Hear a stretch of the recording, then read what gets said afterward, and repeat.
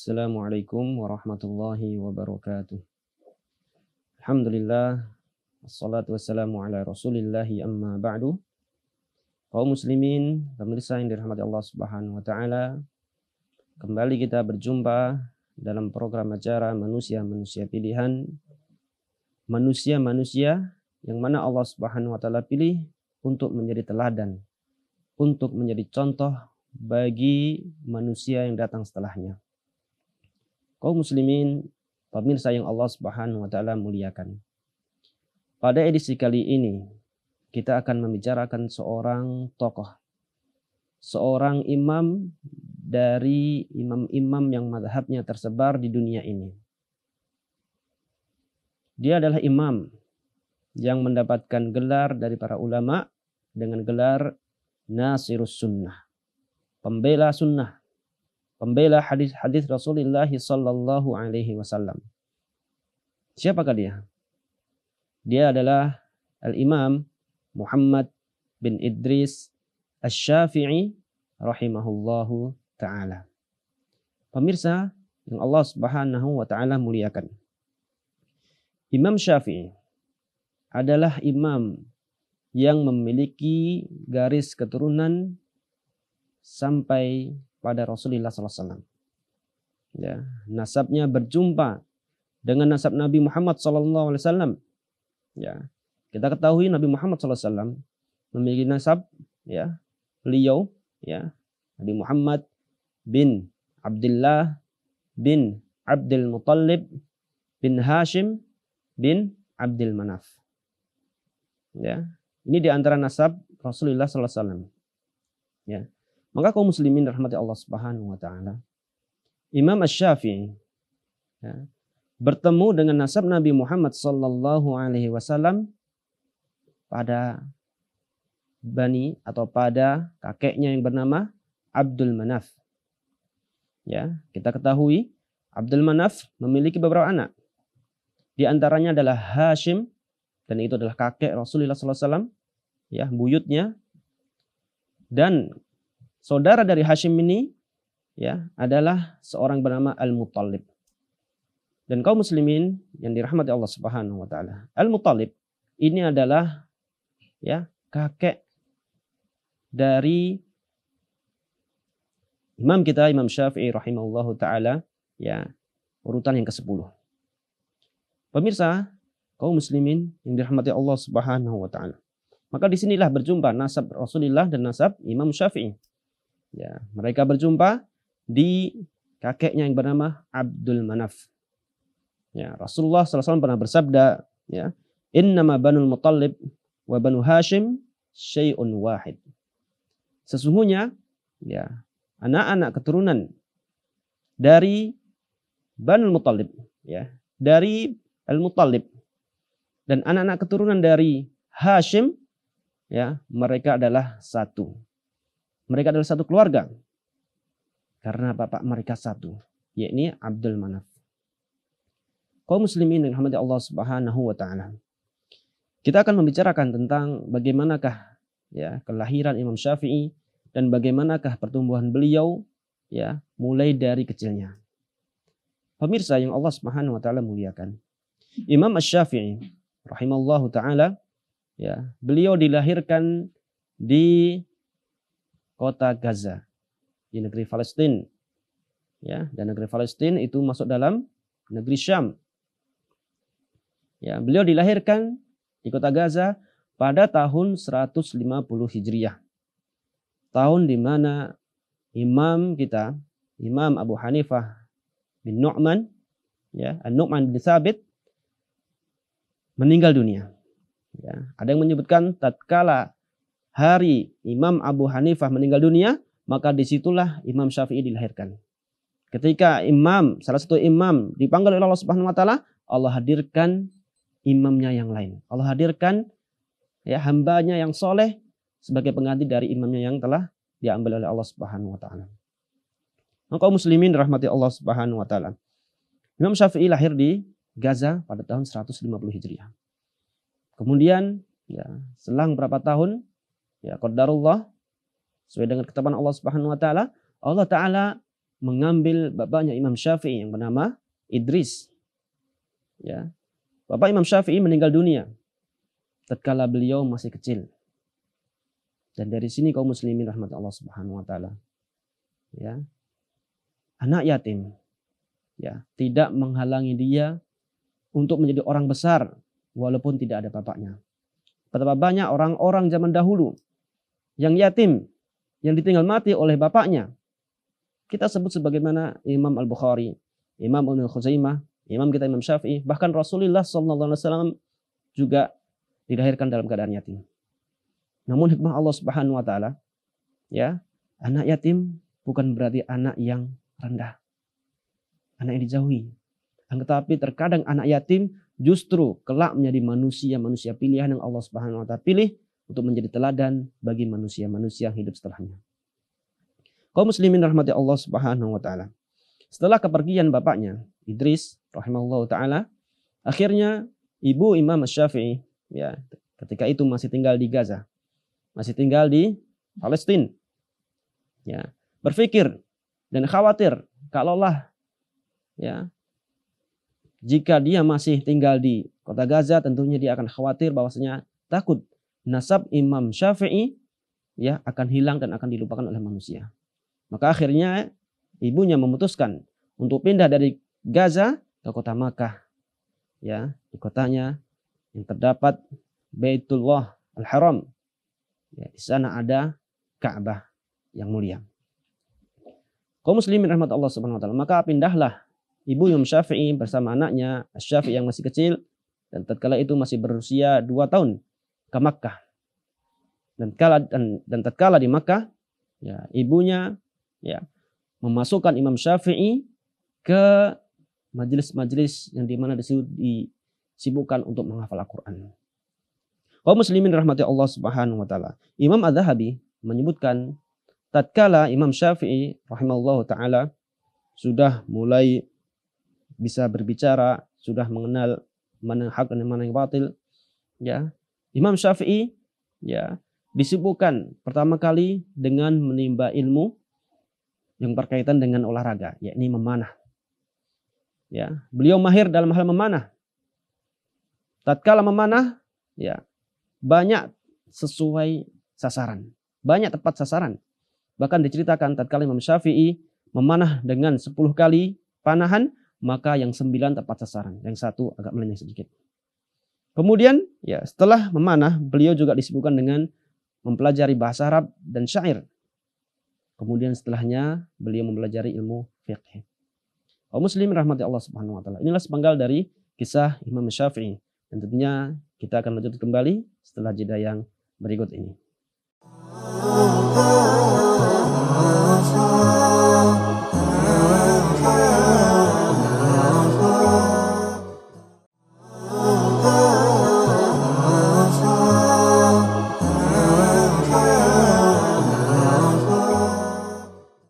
Alhamdulillah, salatu wassalamu ala rasulillahi amma ba'du. Kaum muslimin rahmati Allah Subhanahu wa taala, kita lanjutkan tentang kisah Imam kita Imam Syafi'i rahimahullahu taala. Pemirsa yang Allah Subhanahu wa taala muliakan, kita akan membicarakan tentang bagaimanakah ya, Imam Syafi'i tatkala awal-awal dalam menimba ilmu. Kaum muslimin rahmati Allah Subhanahu wa taala, Imam Syafi'i pernah menceritakan kepada kita tentang bagaimanakah permulaan beliau dalam menimba ilmu agama ini. Ya, Imam Syafi'i pernah berkisah. Dia mengatakan, sesungguhnya aku adalah anak yatim. Ya, anak yang ditinggal mati oleh bapaknya selagi masih kecil. Ya. Kemudian ibuku, kata Imam Syafi'i, adalah seorang yang fakir. Seorang yang tidak memiliki apa-apa. Seorang yang kebutuhannya serba kekurangan. Akan tetapi, ibuku adalah orang yang mulia. Tidak patah semangat meskipun tidak memiliki apa-apa. Ibuku memasukkanku ke ya kutab-kutab yang dimana di situ tempat belajar agama. Terlebih dahulu aku mempelajari Al-Quran. Aku menghafalnya dan aku sanggup menghafalnya selagi aku masih dalam ya umur yang masih kecil. Kemudian beliau kembali mengatakan, tatkala aku ya selesai menghafalkan hafalan Quranku, maka aku berpindah ke majelis ulama ya yang ada di sekitar Masjidil Haram. Maka di sanalah ya aku menimba ya ilmu hadis. Aku menimba dan menghafal hadis-hadis dari Rasulullah sallallahu alaihi wasallam, dan aku juga menghafal permasalahan-permasalahan fikih, permasalahan-permasalahan yang sering dilontarkan oleh manusia tatkala itu. Kemudian kaum muslim rahmati Allah Subhanahu wa taala. Imam Syafi'i melanjutkan ya, tatkala aku disibukkan dengan menghafal hadis dan menghafal permasalahan-permasalahan agama, ya tatkala itu aku ya tidak memiliki apa-apa supaya aku bisa menulis di atasnya. Aku tidak memiliki kertas. Ya, maka Imam Syafi'i mengisahkan bahwasanya ya aku ya melihat ada tulang yang memiliki ukuran yang agak lebar, maka aku gunakan tulang tersebut untuk menulis hadis-hadis yang aku dapatkan dari para guruku. Kemudian tatkala tulang tersebut telah penuh dengan tulisanku, aku masukkan tulang tersebut ke dalam kendi-kendi yang ada di dalam rumahku. Kaum muslimin rahmati Allah Subhanahu wa taala. Inilah sepenggal kisah tentang Imam Syafi'i dalam permulaannya menimba ilmu. Ya. Itu menunjukkan kepada kita tentang kesungguhan beliau dalam menimba ilmu. Ya, bahkan ya beliau pernah berwasiat kepada ya saudaranya, kepada anak didiknya, bahwasanya ilmu itu tidak akan diperoleh ya kecuali dengan 6 perkara. Ya, beliau pernah mengatakan, "Akhi, lan tanalal ilma illa bisit. Sa'unbika an tafsilih bibayanin." Ya akhi, wahai saudaraku, engkau tidak akan menimba ilmu, engkau tidak akan pernah memperoleh ilmu kecuali dengan 6 hal. Dan aku akan menceritakan, aku akan menjelaskan kepadamu dengan rinci. Dia mengatakan yang pertama adalah zakaun, kecerdasan. Yang kedua adalah ya, hirsun, semangat. Kemudian ijtihad, bersungguh-sungguh dalam menimba ilmu. Karena ilmu tidak akan diperoleh dengan tubuh yang dimanjakan. Yang keempat, bulghah, modal. Yang kelima, ya, tulu zaman, ya, masanya lama, panjang masanya. Dan yang keenam adalah suhbatul ustad, ya, berkawan dengan ustad, berteman dengan guru, karena guru adalah orang yang lebih berilmu dibanding kita. Maka ini dari antara perkataan Imam Syafi'i dalam ya menyemangati murid-muridnya untuk giat dalam menimba ilmu, karena beliau telah melakukannya terlebih dahulu. Bagaimana beliau beristihad, bagaimana beliau bersungguh-sungguh dalam menimba ilmu. Kaum muslimin rahmati Allah Subhanahu wa taala. Ada seorang ulama yang bernama Abu Bakar Al-Humaidi. Beliau mengisahkan tentang Imam Syafi'i. Ya, bahwasanya Imam Syafi'i pernah mengatakan, tatkala aku mempelajari ya ilmu nahwu dan adab. Ya, tatkala aku mempelajari ilmu nahwu, ilmu yang berkaitan dengan kaidah-kaidah bahasa Arab dan juga adab berkaitan dengan sastra-sastra Arab, maka Imam Syafi'i bertemu dengan seorang syekh, seorang mufti ya dari kota Makkah, dan dia adalah seorang bernama Muslim bin Khalid, seorang mufti di kota Makkah. Maka tatkala dia berjumpa denganku, kata Imam Syafi'i, dia menanyakan beberapa hal tentang diriku. Dia mengatakan, "Wahai anakku, ya, dari manakah engkau?" Maka aku mengatakan, "Dari Makkah." Dia mengatakan lagi, "Aina manziluka?" Di manakah rumahmu? Imam Syafi'i mengatakan, "Rumahku di ya Gang Khaif." Nah, kemudian Muslim bin Khalid kembali mengatakan, "Kamu dari kabilah apa? Kamu dari suku apa?" Kemudian Imam Syafi'i mengatakan, "Aku keturunan dari Bani Abdul Manaf." Keturunan dari ya Bani Abdul Manaf. Maka mendengar ya jawaban dari Imam Syafi'i ini, Imam Muslim bin Khalid mengatakan, "Bakhin, bakhin. Beruntunglah engkau ya Syafi'i. Laqad syarrafakallahu fid dunya wal akhirah." Sesungguhnya Allah Subhanahu wa taala telah ya memuliakanmu di dunia dan akhirat dengan nasabmu yang tinggi ini. Ya. Maka Kemudian syekhnya menasihati, ya Syafi'i, ya alangkah baiknya jika engkau gunakan pemahamanmu ini, kepandaianmu ini untuk mempelajari fikih agama, untuk mempelajari ilmu-ilmu agama, ilmu syariat, ilmu-ilmu yang berkaitan dengan fikih, ya, dibanding mempelajari ilmu-ilmu yang berkaitan dengan bahasa. Kaum muslimin rahmati Allah Subhanahu wa taala. Inilah di antara sebagian kisah tentang bagaimana Imam Syafi'i di awal-awalnya menimba ilmu, dan insya Allah kita akan kembali lanjutkan kisah beliau setelah jeda yang berikut ini.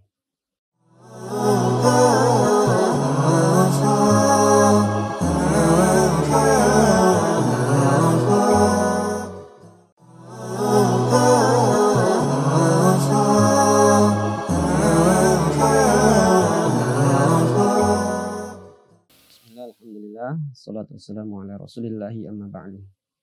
Pemirsa, yang dirahmati Allah Subhanahu wa taala, kita kembali lanjutkan kisah tentang awal-awal Imam Syafi'i dalam menimba ilmu ini.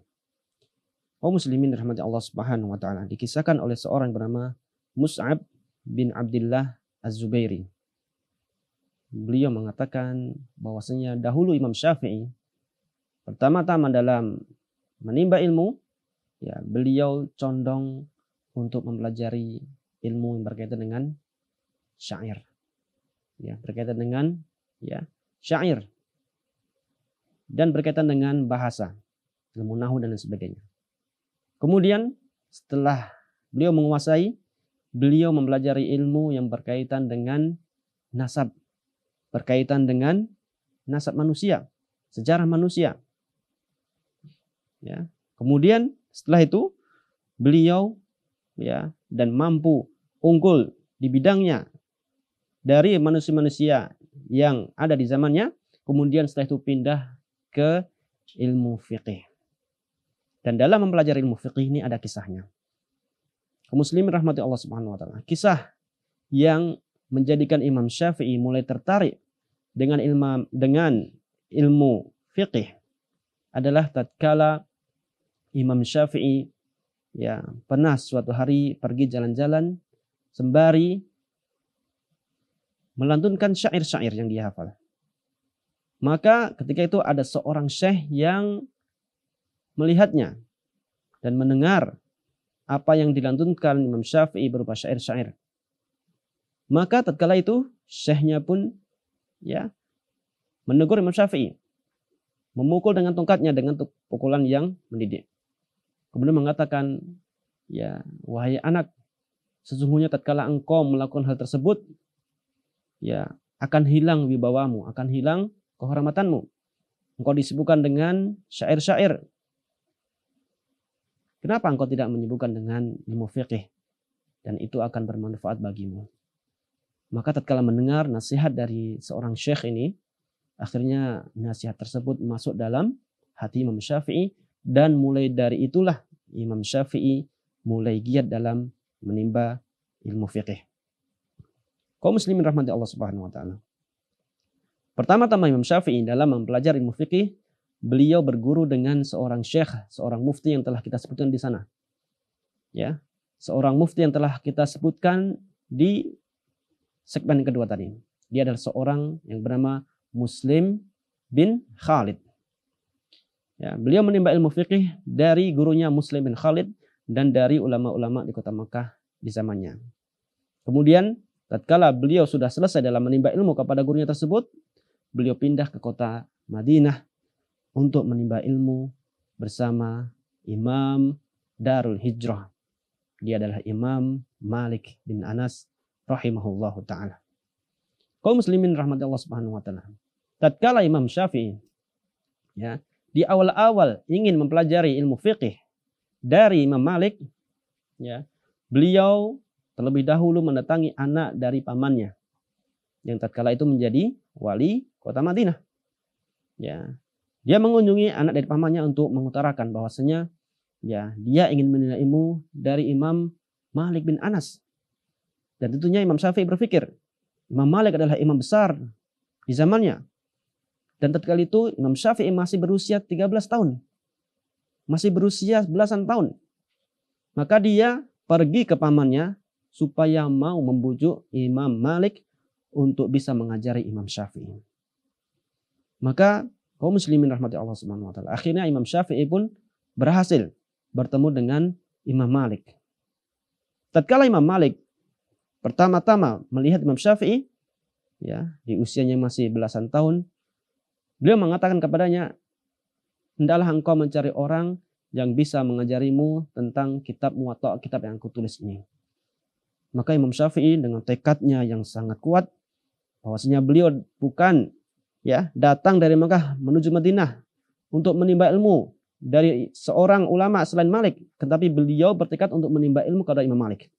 Maka dia mengatakan, "Ya Imam, sungguhnya aku ingin belajar kitab Muwatta langsung bersama Anda. Maka izinkanlah aku untuk membacakan kitab Muwatta kepada Anda." Maka Imam Malik pun akhirnya bersedia untuk mendengarkan bacaan Imam Syafi'i dari kitabnya Al-Muwatta di hadapannya langsung. Tatkala Imam Syafi'i membaca kitab Muwatta dengan bacaan yang sangat bagus, Imam Malik kemudian mengetes beliau, bertanya ke beliau tentang bacaan atau kalimat yang dia baca sebelumnya. Maka tatkala ditanya oleh Imam Malik, Imam Syafi'i mengulang kalimat yang dia baca sebelumnya dengan hafalannya. Dan tentunya hal itu membuat Imam Malik terkagum kepada Imam Syafi'i. Dan setelah ditanya, ternyata Imam Syafi'i sebelum mendatangi Imam Malik, Imam Syafi'i sudah menghafal kitab Muwatta, kitab yang ditulis oleh Imam Malik rahimahullah ta'ala. Maka akhirnya Imam Syafi'i pun diterima menjadi imam atau diterima menjadi murid dari Imam Malik rahimahullah ta'ala. Kaum muslimin rahmati Allah Subhanahu wa taala. Maka demikianlah Imam Syafi'i, akhirnya beliau dimuliakan oleh Imam Malik dikarenakan pemahamannya tentang pelajaran fikih. Beliau dimuliakan juga karena nasabnya yang bersambung kepada Rasulullah sallallahu alaihi wasallam. Dan beliau dimuliakan dengan hafalannya karena telah menghafal kitab Al-Muwatta. Kaum muslimin rahmati Allah Subhanahu wa taala. Maka kemudian tatkala Imam Malik mengetahui kelebihan dari Imam Syafi'i, Imam Malik sebagai guru yang penyayang, sebagai guru pendidik yang memperhatikan kemaslahatan bagi muridnya, beliau mengatakan, "Ittaqillah, sayakunu laka sya'nun fima ba'd." Bertakwalah kepada Allah ya Syafi'i, karena sesungguhnya engkau akan memiliki kedudukan di kemudian hari. Dengan firasat Imam Malik, dia bisa mengetahui bahwasanya Imam Syafi'i kelak akan menjadi orang besar di zamannya. Di riwayat yang lain, Imam Malik pernah mengatakan, "Inni laqad arallaha alqa nuran fi qalbik, fala tudfi'hu bidzulmatil ma'siyah." Sesungguhnya aku telah melihat pada dirimu ya Syafi'i, bahwasanya Allah Subhanahu wa taala telah memberikan cahaya pada dirimu, maka hendaklah engkau tidak mematikan cahaya tersebut dengan kemaksiatan yang engkau lakukan. Kaum muslimin yang dirahmati Allah Subhanahu wa taala, inilah sepenggal kisah tentang Imam Syafi'i yang sangat luar biasa yang bisa kita ambil dan kita petik pelajaran darinya. Dan kaum muslimin rahmati Allah Subhanahu wa taala, tentunya karena waktu kita sempit, dan insya Allah di pertemuan mendatang kita akan kembali membicarakan tentang imam kita, Imam Syafi'i rahimahullahu ta'ala. Subhanakallahumma wa bihamdika asyhadu an la ilaha illa anta astaghfiruka wa atubu ilaik. Assalamualaikum warahmatullahi wabarakatuh.